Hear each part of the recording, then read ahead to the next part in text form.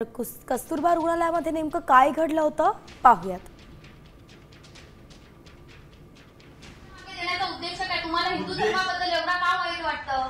मला काही वाईट वाटलं नाही। ते पुस्तक लिहिले त्यांनी तुम्ही पुस्तक ते आले का? प्रबोधन ठाकरे आम्हाला द्यायला आले का पुस्तक? नाही आले ना। मग तुम्ही का दिलं आम्हाला हे पुस्तक?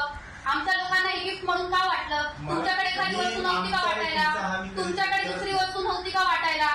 मी तुम्हाला भगवद्गीता देते, तुम्ही इथे बसून वाटणार ना?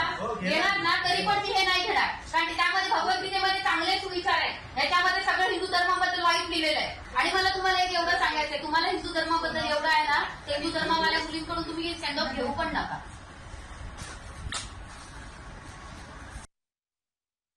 प्रबोधनकार ठाकरेंचं पुस्तक हे आज लिहिलेलं नाही आहे ना। प्रबोधनकार ठाकरेंच्या पुस्तकाला अनेक दशकं उलटून गेलीत। आजही अनेकदा महाराष्ट्रात ठिकठिकाणी पुस्तक अनेकांना भेट दिलं जातं।